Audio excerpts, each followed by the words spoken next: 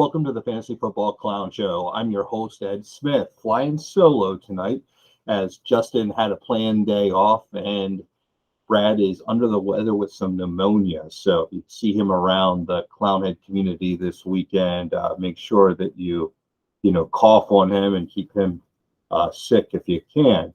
And, welcome Justin back as he's taking some time away. And, so we'll look forward to both of those guys being back at it next week and ready to rock and roll with the three of us. So tonight we'll just kind of start with looking around the landscape of the Clownhead community. And I want to just kind of start by taking a peek at where things are, which I thought was very interesting from last week to this week. And so we're going to take a peek at if the playoffs were to start today, what week 15 would look like. And I want to walk us through the teams and maybe some changes from last week. So the seeds changed, but we only had two different top two teams in each division. But the tiebreaker situation came into play. So I wanted to just kind of speak on that briefly. You can see on the screen that we have the draft guru from Division C playing Fantasy Freak FB in Division G as the 1 versus 16. But where it gets interesting is newcomer, MF Legend, that you see the 7 playing the 9, and that's because if the 7 played the 10, we'd have both Division A teams in there. And since we don't, we try not to have them pit against each other, the 10 seed moves down one spot to face the 8 seed, and that allows the 9 seed to move up one spot and face the 7 seed. So that's kind of how that all comes into play. The lower seed moves down a spot, and and so that's how that would look. So just to kind of break the tie, and just so you see what happens.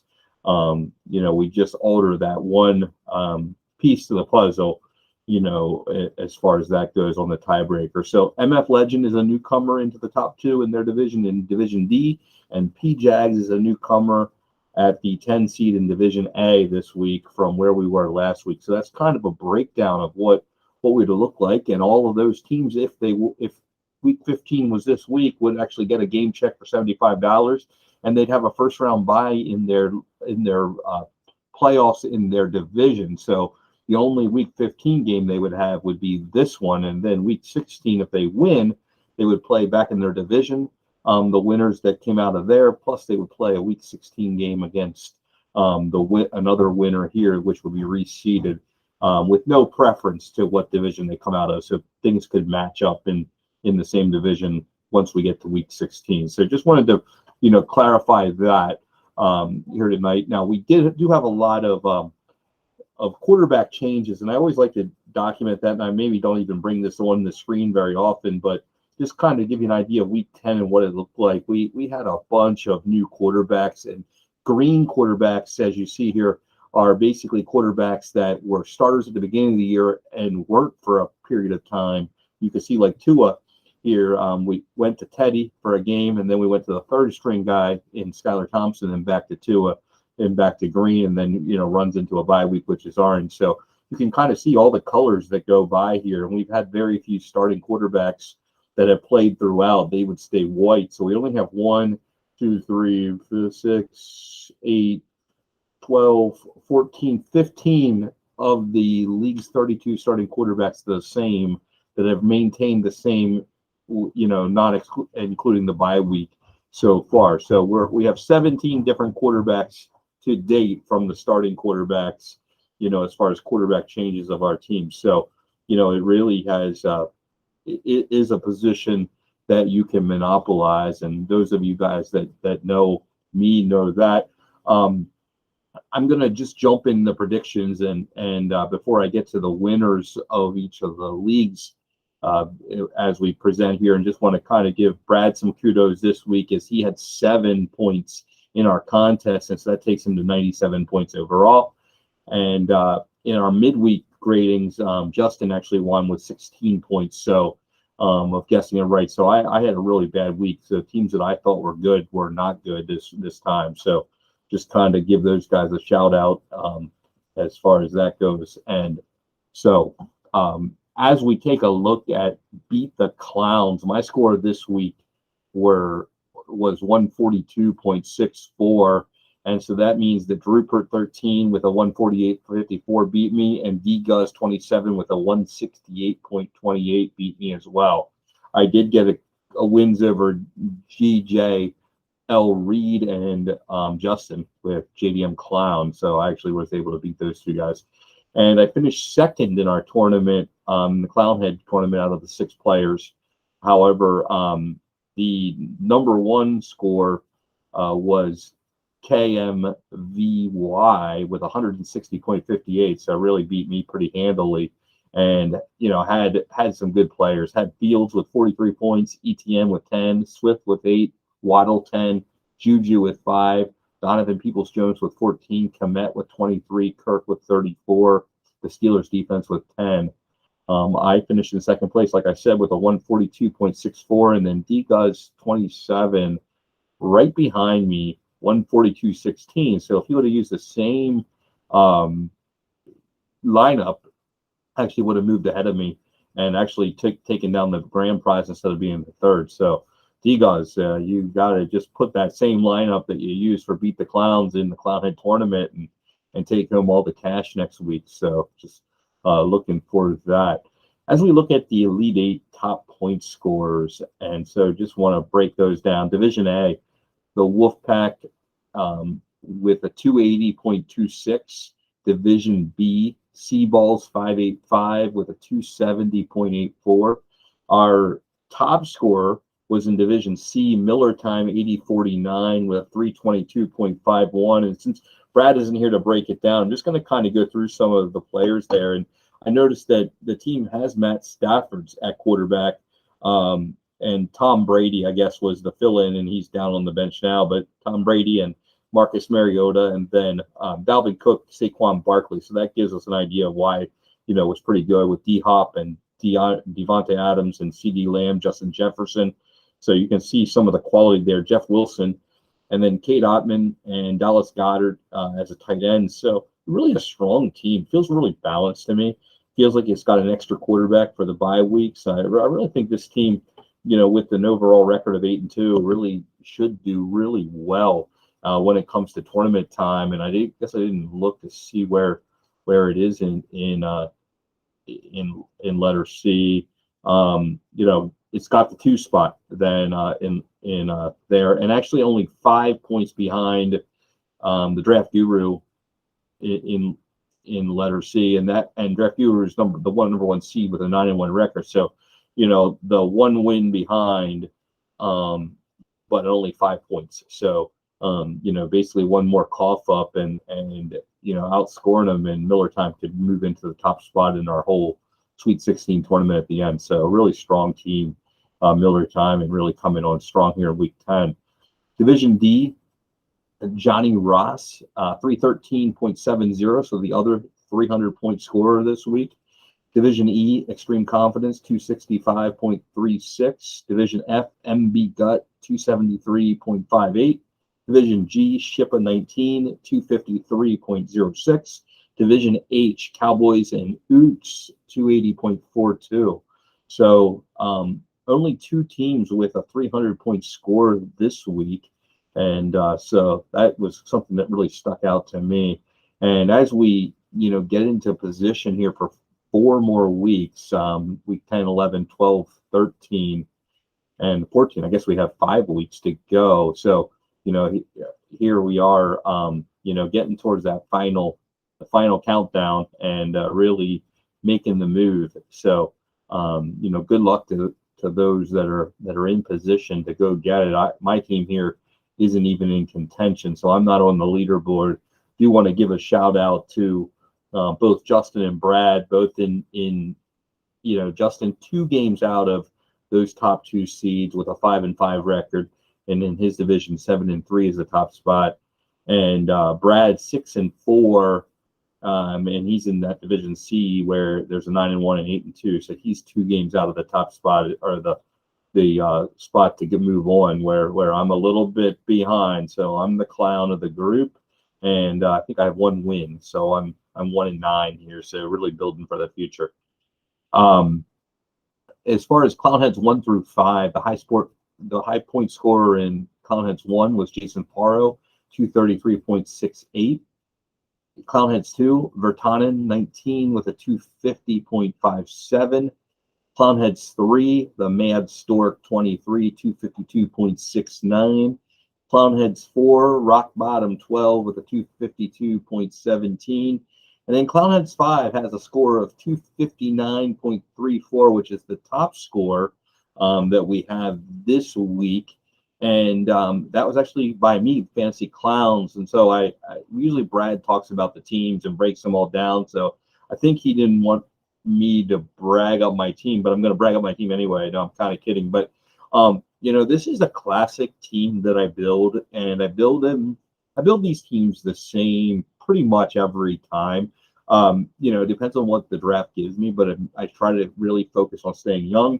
And I focus on taking value, not worrying about whether the team is built with a lot of balance. I don't look at balance at all. I just kind of try to hit it hard and take any value I can get. And usually I go heavy on quarterbacks just because I think that they have a lot of value. But on this team, really, I don't have very many quarterbacks. It's kind of crazy for a team that I would own. Now, I do have a bunch of backups that I'm just kind of using as placeholders here, but I have Jimmy G as my 3rd quarterback, so nothing too exciting there. And then I've got Trevor Lawrence and Daniel Jones. So I've got 3 starters and to fill the 2 spots, and we just rotate them in. And I've been fortunate, I guess you could say, with not having a bunch of injury problems, and that's really helped. But where this team is really strong is at running back, where I have Dameon Pierce, Saquon Barkley, Jonathan Taylor, Josh Jacobs, I have Michael Carter, and then on the taxi squad, I still have Kenny Walker. So I basically haven't used Kenny Walker at all. I have Rashad Penny on the IR. I was counting on Akers to be something, and he's on my bench. So Michael Carter sits on the bench as well. And I have all the flex spots filled with running backs, as far as that goes. But where I've kind of been able to separate myself is even with a light tight end of Hawkinson. He's got a good number 1 tight end, but then Harrison Bryant not quite as good, and then I've got Mitchell, and I just kind of mix and match that second tight end spot. And the receivers are all low end wide receiver 3 and 4s, but they kind of have upside, and they're all young. Curtis Samuel, Josh Palmer, Rondell Moore, and Darnell Mooney. And so, with those guys, I've kind of been fortunate with injuries, and that they've all stayed pretty injury free. But then I've got Zay Jones, Paris Campbell, Nico Collins on the bench as well, and these guys will fill into those 4 spots, adequately and give me enough. And then I've got Corey Davis and Miguel Hardman, and you don't have to go too far into this to know that these guys are going to be pretty solid performers. So I feel like this is a team that like I normally build, and it's built for the future. So as you can see, all those guys are very young, and I keep the team very fluid. I actually did pick up an extra 1st round pick, so I go into the draft with 2 rookie firsts. And so no matter what happens here, I feel really solid that my team may actually get better next year. Wouldn't be shocked if you're watching this. You'll probably know when you start to see the Saquon Barkley trade pieces go out. I feel like he's at a top level value, and if I can get a nice return, possibly a number 1 receiver or the number 1 quarterback in a deal that I could part with Barkley, I'll probably do that, because I feel like I can just bring up Kenny Walker and not miss too much. And yet, if I can fill another spot, avoid another spot, then I'll do that. Otherwise, I'll just ride it out and see how far the team takes me, and try to move on from that number 3 spot and get into a situation where I've got a top 2 seed and can get that 1st round bye. So that's what I'm looking at, there on this team, and to give you a high level update. In Clownheads redraft 1, Miley R 0568 with a 246.51. Clownheads 2 redraft, Cheeky Hobson, 290.87, led the way. And so wanted to talk as I look at some of the things that happened in week 10. I feel like this was a week of a lot of injuries. We have our first time of getting to a point where a lot of trade deadlines are beginning to happen in week 10, week 11, week 12. And so I had my first couple of leagues. The trade deadline has passed. Wasn't able to actually make any trade deadline deals there. And so don't really have anything there to share for you.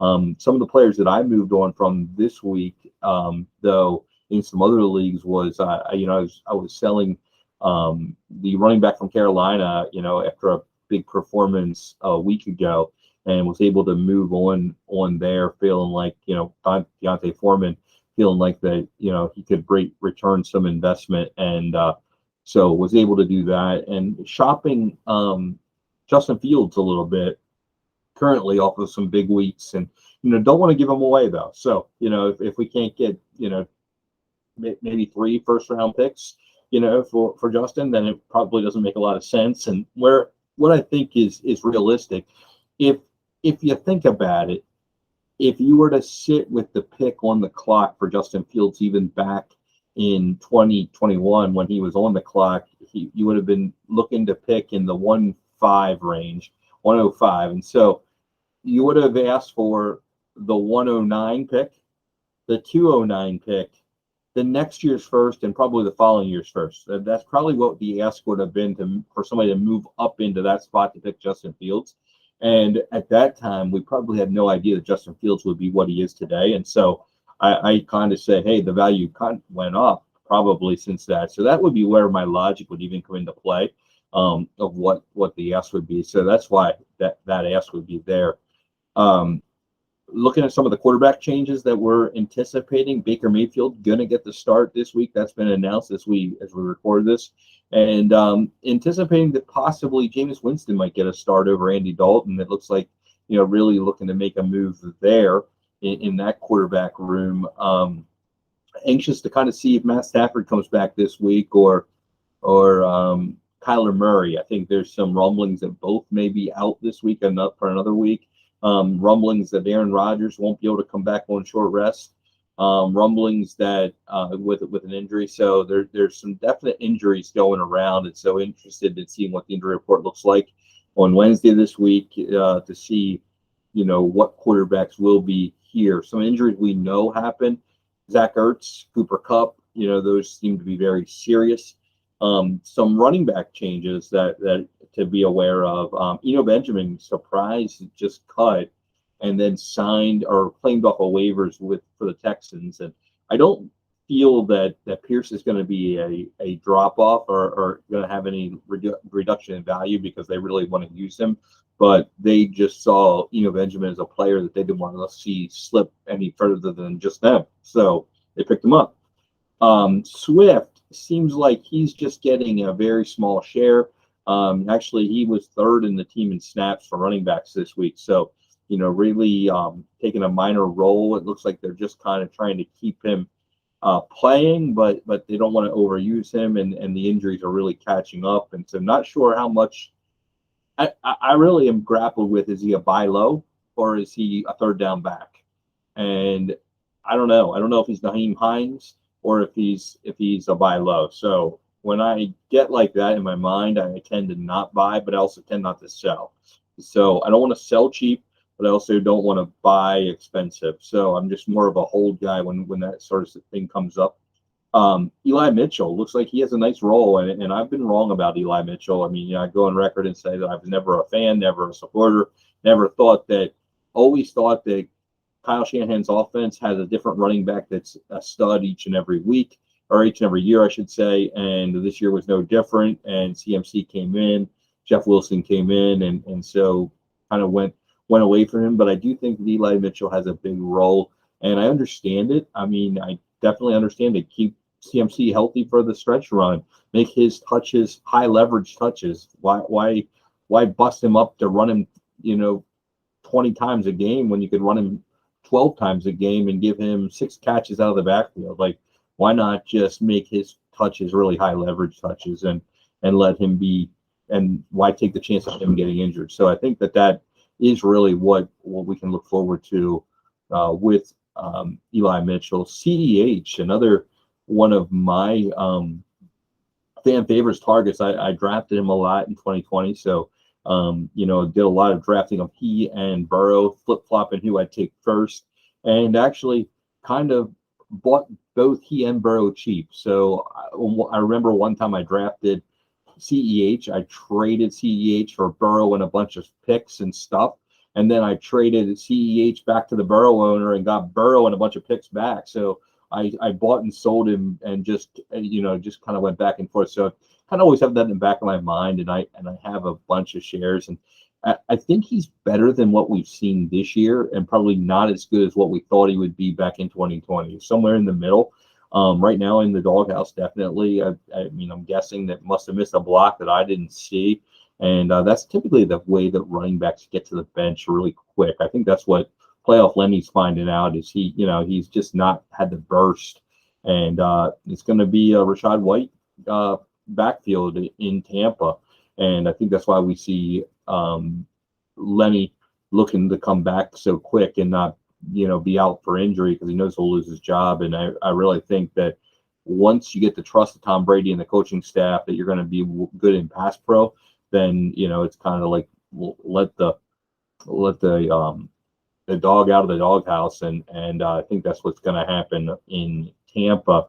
Back to CEH, I think that backfield, everybody knows that I don't love Pacheco.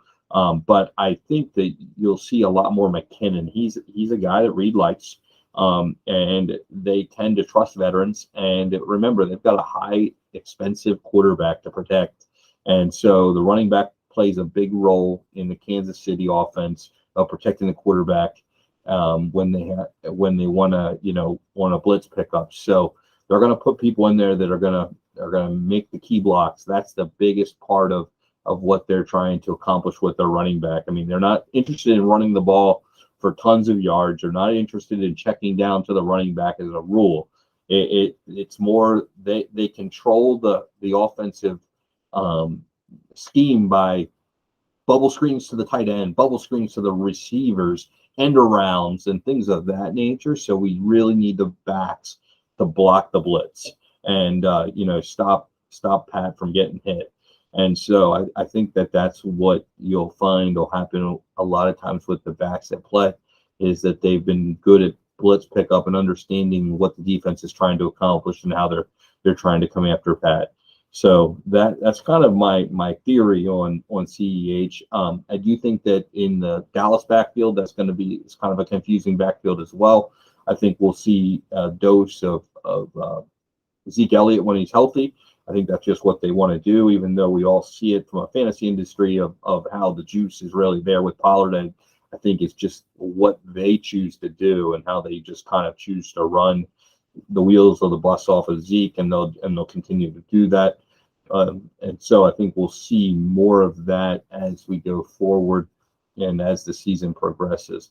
So that's kind of my breakdown of the running backs and what I think we'll see as we go forward in the next couple of weeks. As far as other injuries, the pickup for Cooper Kupp, I think that in season-long fantasy, it's kind of time to look to go another direction. You can trade him for something. I think I would, and just try to make sure you solidify yourself for the playoffs.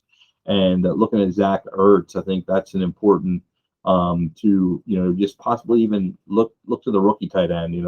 That's one way to go. And if your league is not as deep, if you don't have a 2 tight end 3 PPR point league like we do, then you may look to some of the other players on the waiver wire. Maybe rookie Greg Dulcich, maybe rookie Isaiah Likely, but a couple tight ends that are really rookies that are really taking off. And even the Giants rookie tight end that may come back here in a couple of weeks is a good pool as well. So some places you can go tight end wise at this point that might be of some value. I think that we'll see Eli Moore crank up a little bit more this week coming off the bye. I think moving him to the slot will help his stock rise and his ability to play more. I think that more fits his ability skill set.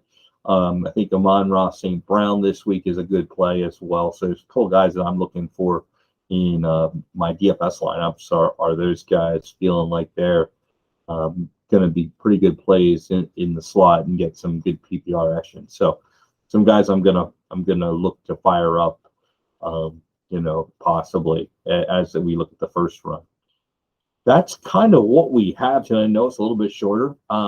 Week 10 breakdown, but that's what happens when we go solo. There's not as much back and forth and don't get to pick Brad and Justin's brain, but that's kind of the scoop around the Clownhead Nation this week. And just want to encourage all of you guys to jump into those invitations on DraftKings, the Clownheads community tournament that we play each and every week, $10 an entry.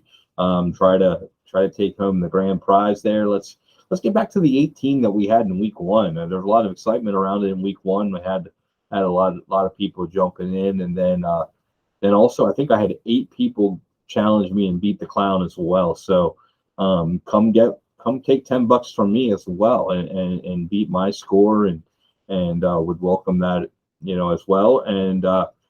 And comments 1 through 5, I had the top score this week, so make sure that doesn't happen again. I guess I'm the first of the 3 of us to get that, so pretty proud of that number. And just want to give a shout out to Justin as well on our Rat Pack Invitational. It's not part of the Clownheads, but he's in first place there, and so awesome. That's where Justin and I met. It was in that community of the Rat Pack Nation. And so shout out to Jeff Ratcliffe and Rat Pack Nation and Justin for being in first place after 10 weeks in that league. I'm actually in last place in that league, in 12th place. So anxious to see how 12th place does. I'm actually 2 games out of the playoffs with 4 to go. So I do feel like I have a realistic shot at the playoffs. I think I'm in 3rd place in scoring, or 3rd in points. So actually have a fairly good team, and I'm coming on pretty strong, but just kind of faced the wrong opponent on the wrong week, apparently, and so put me behind the 8 ball, and so still competing hard. And if I can come out of 12th place after 10 weeks and get to 6th, then we know that anybody can do anything. So that's a wrap for the Fantasy Football Clown Show. I'm your Ed. I'm your host, Ed, coming at you solo. And that's all for this week. We'll see you after week 11.